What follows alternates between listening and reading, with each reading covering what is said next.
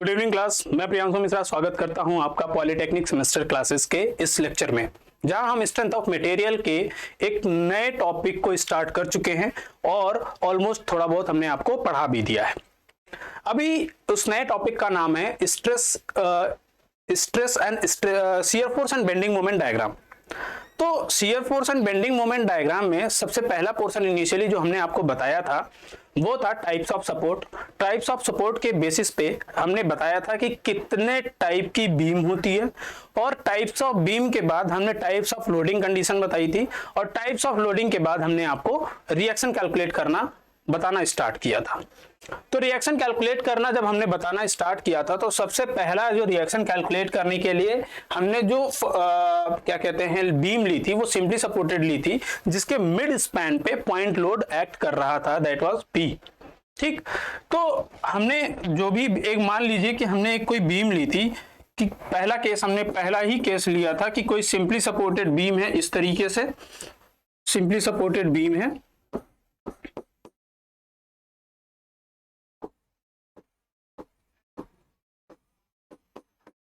और इसके mid span पे एक लोड P एक्ट कर रहा था। मिड स्पैन मतलब उसके मध्य में। मान लें इसका स्पैन L है, तो यह भार जहां कार्य कर रहा था ये कहां कार्य कर रहा था, L/2 डिस्टेंस पे कार्य कर रहा था।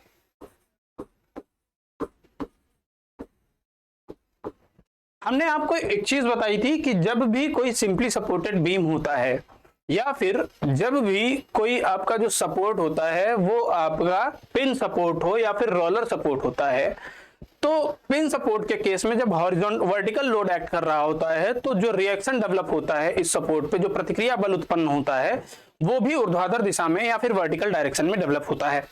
ठीक, अब मान लीजिए कि ये कोई आपकी बीम है, तो यहां पे वर्टिकल लोड एक्ट कर रहा है, तो वर्टिकल लोड की वजह से इसमें जो रिएक्शन डेवलप होगा वो भी वर्टिकल डायरेक्शन में डेवलप होगा, reaction in vertical direction RV। अब हमने मान लिया कि ये पॉइंट A है, ये पॉइंट B है, ये RVA हो गया, या फिर सिंपली हम इसको RV ही लिख सकते हैं, RA लिख सकते हैं, RA reaction at point A। इसी पॉइंट लोड की वजह से हमने आपको बताया था कि पॉइंट बी पे जो लोड एक्ट करेगा वो भी वर्टिकल डायरेक्शन में एक्ट करेगा, यानी जो प्रतिक्रिया बल आएगा वो RB होगा। फिर हमने कहा था कि अगर इसका रिएक्शन कैलकुलेट करना है तो रिएक्शन कैलकुलेट करने के लिए सबसे पहले हम क्या देखते हैं, इक्विलिब्रियम इक्वेशन।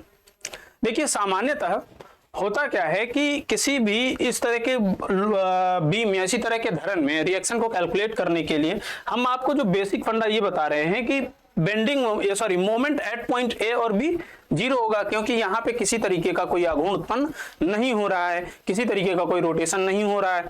तो इस स्थिति में हमको दो बेसिक इक्वेशन चाहिए होते हैं, दो जनरल इक्वेशन चाहिए होते हैं, क्योंकि अननोन कितने हैं आपके पास, RA और RB, दो अननोन है। अब दो अननोन के लिए कम से कम इक्वेशन चाहिए होंगे हमको इन दोनों अननोन को कैलकुलेट करने के लिए। तो पहला इक्वेशन हम जो डेवलप करते हैं वो हम लिखते हैं इक्विलिब्रियम इक्वेशन।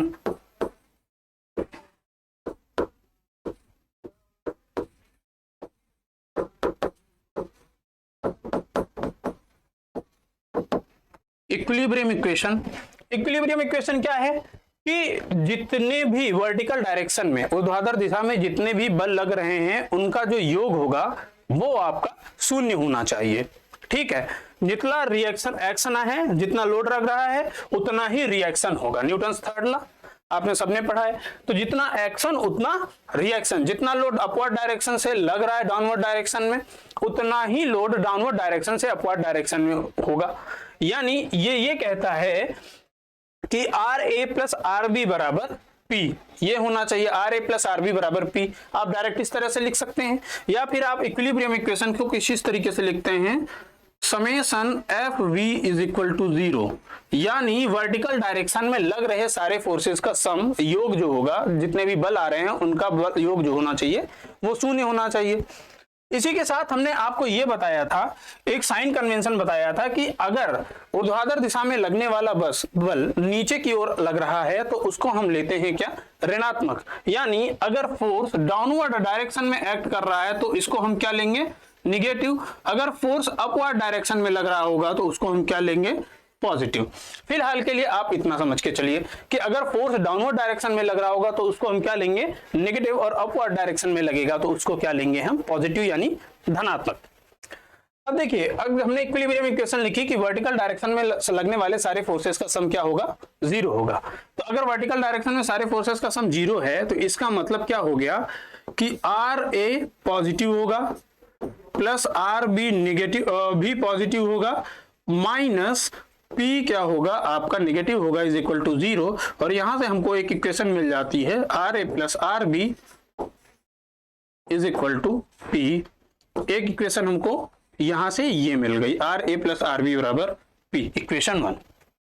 ठीक, हमने कहा कि दो अननोन्स हैं, कम से कम दो इक्वेशन चाहिए हमें यहाँ पे दोनों अननोन्स को निकालने के लिए। एक इक्वेशन हमें मिल गई R A plus R B बराबर P। अब हमें चाहिए दूसरी इक्वेशन। तो हमने कहा कि दूसरी इक्वेशन निकालने के लिए हमने क्या ले लिया कि इन दोनों ये जो धरन है, इन दोनों सपोर्ट्स पे किसी एक सपोर्ट पे हम बेंडिंग मोमेंट क्या मानेंगे नहीं, एक्चुअली 0 होगा। तो यहाँ पे हमने क्या कर दिया कि moment at point A, sum of moment at point B हमने ले लिया 0। अगर हमने sum of moment at point B हमने अगर 0 ले लिया तो आप बताइए मोमेंट क्या होता है, फोर्स इनटू परपेंडिकुलर डिस्टेंस, धरन पे लगने वाला बल और उस बिंदु के उस बिंदु से उस बल तक की लंबवत दूरी का गुणनफल जो होता है वो मोमेंट होता है। तो बी के पहले कितने बल लग रहे हैं, 2 बल लग रहा है, एक आर ए लग रहा है और एक पी लग रहा है।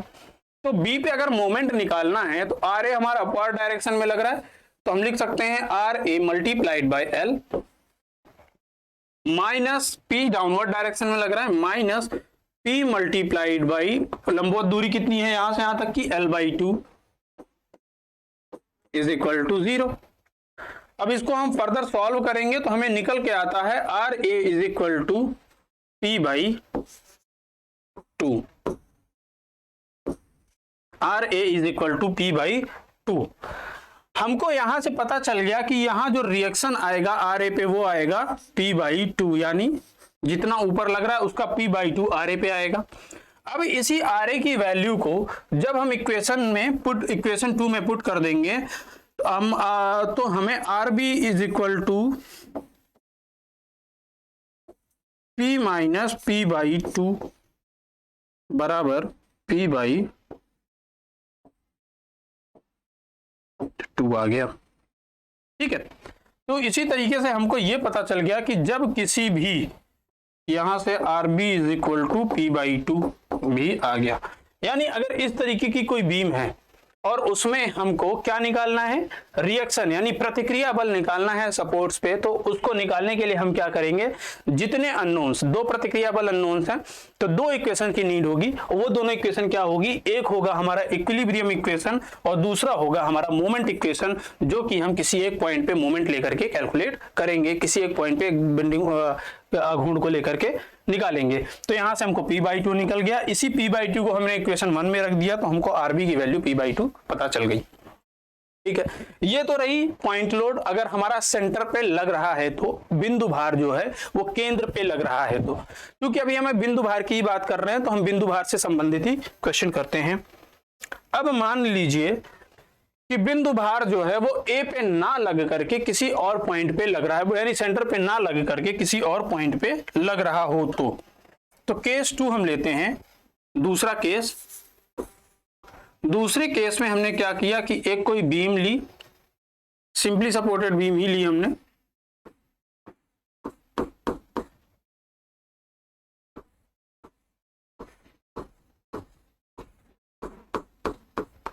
अब इसका जो बिंदु भार लग रहा है P, स्पैन की पूरी लंबाई जो है, धरन की पूरी लंबाई जो है वो L है। ये जो बिंदु भार यहां से लग रहा है, यहां से यहां तक की डिस्टेंस A है और यहां से यहां तक की डिस्टेंस B है। ठीक है, हमने मान लिया this is point A, this is point B।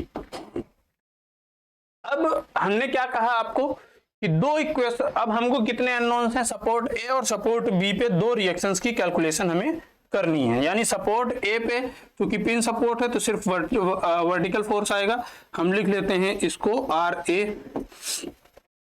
Support B पे भी वर्टिकल फोर्स आएगा और उसको हम लिख लेते हैं आर बी। हमने आपसे कहा कि दो इक्वेशंस की नीड होगी जब हमारे पास दो अननोन होंगे, तो एटलीस्ट दो इक्वेशन चाहिए हमें। आर ए और आर बी अननोन है, लोड हमारा पी लग रहा है किसी भी पॉइंट ए पे, यहां से डिस्टेंस ए है और यहां से डिस्टेंस बी है, कैलकुलेट करना है आपको। तो कैसे कैलकुलेट करेंगे? सिंपल फंडा, हमने कहा इक्विलिब्रियम इक्वेशन लो। पहली इक्वेशन हम क्या लेते हैं? Equilibrium equation.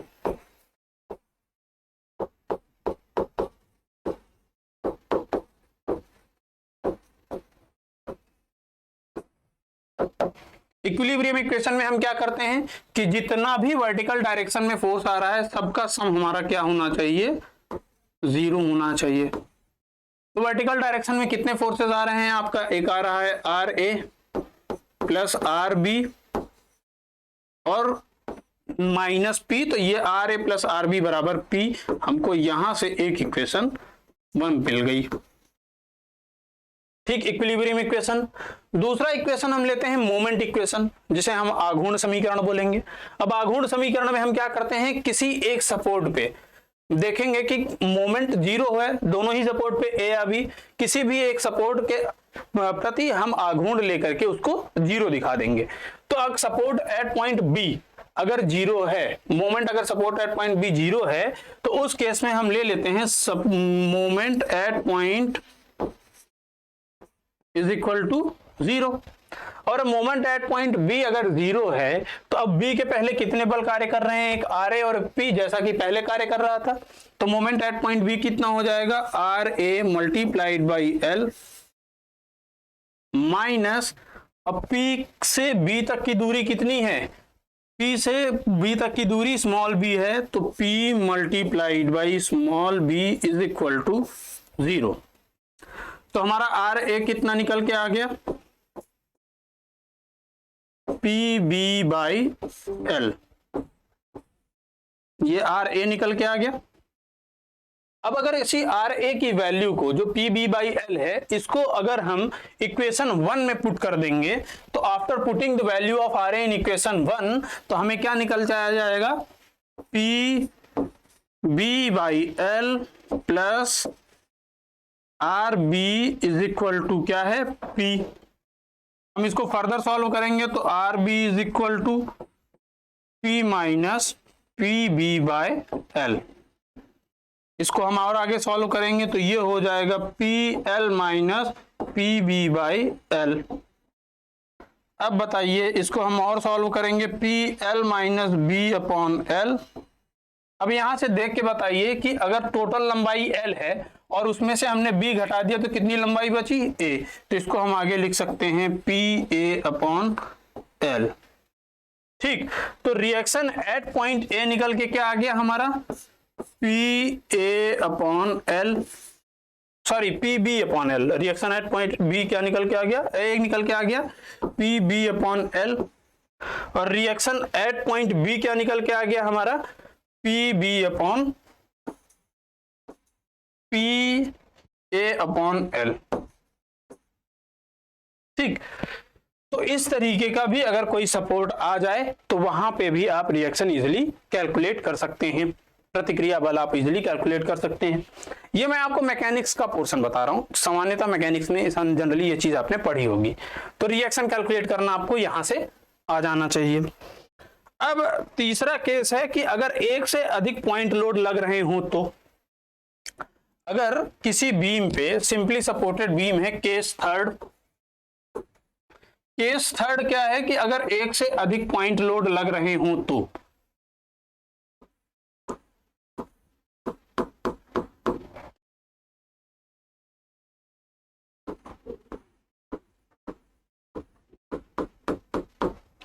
मान लें कि एक पॉइंट लोड लग रहा है ये ए, सॉरी पी, दूसरा पॉइंट लोड लग रहा है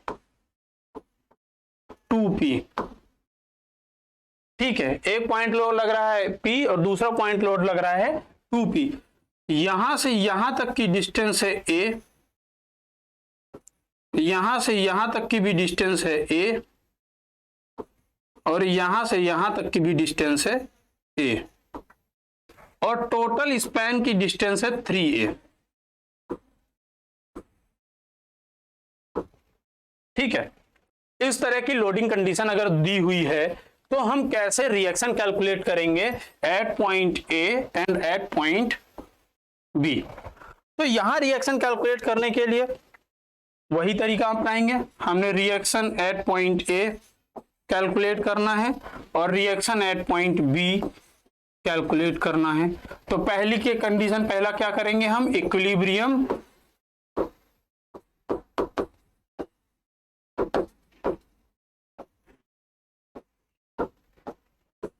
अगर हम इक्विलिब्रियम इक्वेशन लिखेंगे तो क्या लिखेंगे, R A plus R B बराबर कितने डाउनवर्ड डायरेक्शन में लग रहे हैं, 2p plus p is equal to 3p।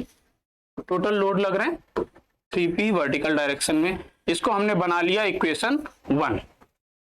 दूसरी इक्वेशन हम क्या करते हैं, हम मोमेंट इक्वेशन लेते हैं। किसी भी एक सपोर्ट के अबाउट हम मोमेंट ले लेते हैं। तो हमने सपोर्ट बी के अबाउट हमेशा मोमेंट लेना स्टार्ट किया था। हम किसी भी ले सकते हैं, ए के अबाउट भी ले सकते हैं, लेकिन फिलहाल हम बी के लिए अबाउट लेते हैं क्योंकि यहाँ थोड़ा सा करना आसान हो जाता है आपके लिए। तो जब सपोर्ट बी के अबाउट हम मोमेंट लेते हैं तो हम क्या लिखते हैं यहाँ पे, सपोर्ट एम के बी के अबाउट हमने क्या ले लिया, 0 होगा मोमेंट।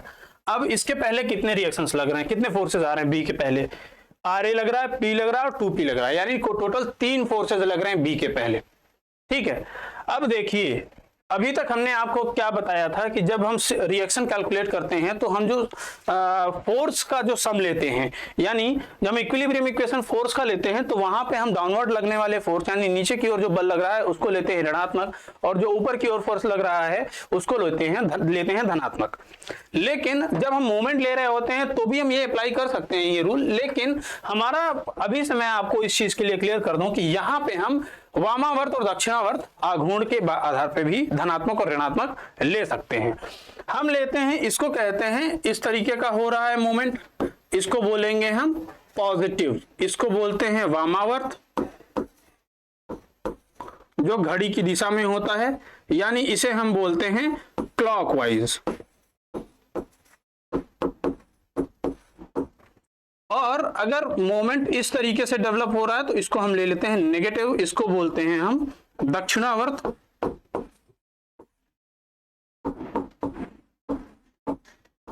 और इसको बोलते हैं एंटी क्लॉकवाइज।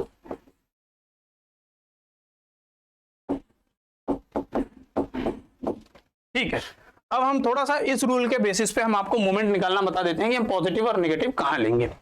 अब देखिए आर ए से बी के प्रति अगर हम आघूर्ण ले रहे हैं, इस ए से बी के प्रति, अब देखिए आर ए बी तक कैसे जाएगा, अब ऐसे तो जाएगा नहीं। आर ए हमारा ऊपर की दिशा में लग रहा है तो ऊपर की दिशा से नीचे की दिशा की तरफ तो घूमेगा नहीं, यानी अगर आर ए को बी की दिशा में जाना है तो ऐसे घूम के जाएगा यहां तक, ऐसे बी तक।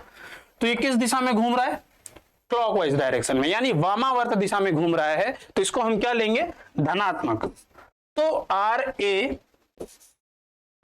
मल्टीप्लाइड बाई टोटल लंबाई यहां से यहां तक बी तक की कितनी है, 3a। अब देखिए P नीचे की ओर काम कर रहा है, और अगर P से B के प्रति अगर हम आघूर्ण लेते हैं, इस बिंदु से B के प्रति अगर हम आघूर्ण लेंगे तो ये कैसे घूम के जाएगा B तक, कुछ इस तरीके से घूम के जाएगा। और ये किस दिशा में घूम रहा है, एंटी क्लॉकवाइज डायरेक्शन में, यानी दक्षिणावर्त दिशा में। तो इसका साइन हम यहाँ नोटेशन जो ले लेंगे हम वो नेगेटिव ले लेंगे, और ये क्या हो जाएगा, माइनस P मल्टीप्लाइड बाय, और टोटल लंबाई यहां से यहां तक की कितनी है, 2a। इसी तरीके से अगर हम 2p देखें तो 2p यहां से यहां तक की लंबवत लंबाई कितनी है आपकी a, लेकिन ये किस दिशा में घूम के जाएगा, वामावर्त या दक्षिणावर्त। तो यहां से देखो नीचे की दिशा में कार्य कर रहा है, अगर इसको b तक जाना हो तो किस तरह से घूमेगा, इस तरह से जाएगा, यानी ये दक्षिणावर्त घूम रहा है, यानी एंटी क्लॉकवाइज घूम रहा है। तो एंटी क्लॉकवाइज को हम क्या लेते हैं, नेगेटिव यानी ऋणात्मक। तो यहां से हम ले लेंगे 2p मल्टीप्लाइड बाई a बराबर 0। अब हम इस जो भी आप समीकरण है इससे अगर हम आर ए कैलकुलेट करने जाएं तो R A into 3a is equal to 2pa plus 2pa कितना हो गया, 4pa। ध्यान से देखिए यहाँ पे 2pa और 2pa, तो कितना हो गया ये आपका 4pa।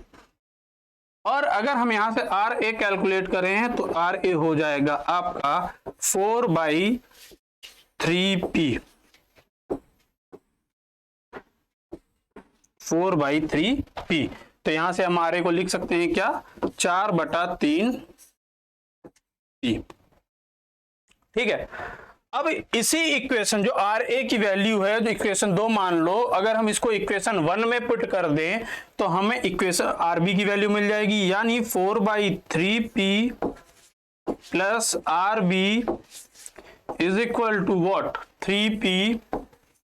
तो R B is equal to हो जाएगा 3p माइनस 4p/3, यानी 9p माइनस 4p/3, यानी 5p/3। ठीक है, कितना हो जाएगा, 5p/3। तो आरबी की वैल्यू कितनी निकल के आ गई आपकी, आरबी की वैल्यू निकल के आ गई 5p/3।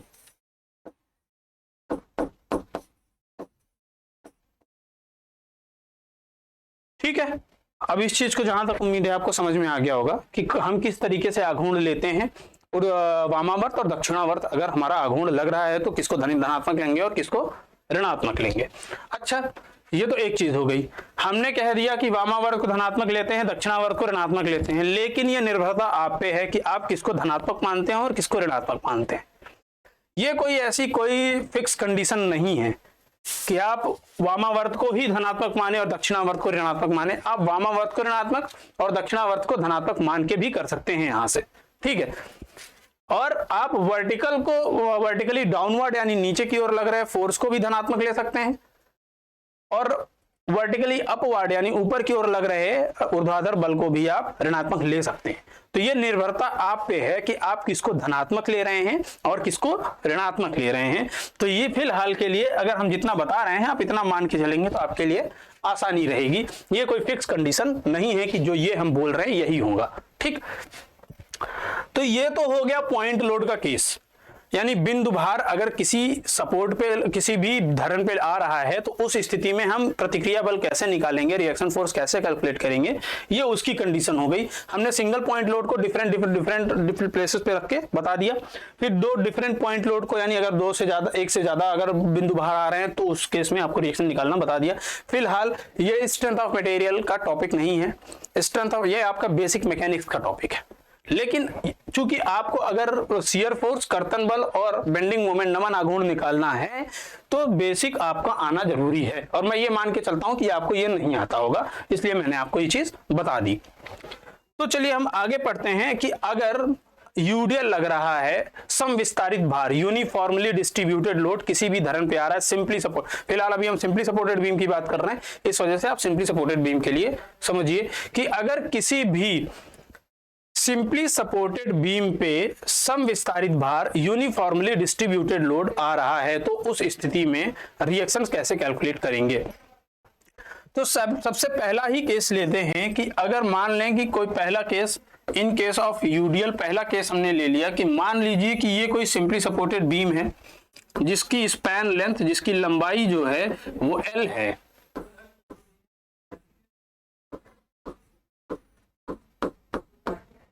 ये इसकी लंबाई स्पैन की कितनी है, L है। ठीक, और उस पे कोई यूडीएल लग रहा है, सम विस्तारित भार W किलो न्यूटन प्रति मीटर। ठीक है, सम विस्तारित भार इतना आ रहा है, ये पॉइंट A है और ये पॉइंट B है। हम आपसे कह रहे हैं कि इस सम विस्तारित भार की वजह से धरण के सपोर्ट्स पे आने वाले रिएक्शंस को आप कैलकुलेट करिए। तो कैसे करेंगे, रूल और फंडा सेम है, यानी हमारे पास अननोन कितने हैं, दो सपोर्ट्स पे आने वाले रिएक्शंस, यानी A और B पे जो रिएक्शंस आएंगे RA और RB अननोन है, यानी हमें नंबर ऑफ इक्वेशंस कितनी रिक्वायर्ड होंगी इन दोनों अननोन्स को निकालने के लिए, कम से कम 2। तो यानी हमें 2 इक्वेशंस की रिक्वायरमेंट है। पहली इक्वेशन क्या बताई हमने, इक्विलिब्रियम इक्वेशन, जिसके थ्रू हम वर्टिकल फोर्स के सम को हम 0 दिखाते हैं। दूसरी इक्वेशन हमने क्या बताई कि दो सपोर्ट्स हैं, दोनों सपोर्ट्स में किसी भी एक सपोर्ट के प्रति हम आघूर्ण को शून्य कर देंगे, यानी शून्य तो है, कर नहीं देंगे, लेकिन हम उसके प्रति आघूर्ण निकाल लेंगे और उसको हम जीरो दिखा देंगे। तो ये दोनों इक्वेशंस के माध्यम से, जैसा कि हम पॉइंट लोड के केस में कर रहे थे, इसमें भी वैसा ही करेंगे। तो सबसे पहले तो ये समझिए कि इस पे आपके कितने रिएक्शंस आ रहे हैं। एक रिएक्शन आएगा आपका आर ए, दूसरा रिएक्शन आएगा आपका आर बी, दो ही सपोर्ट है। अब हम पहले क्या लिखते हैं भैया, इक्विलिब्रियम इक्वेशन।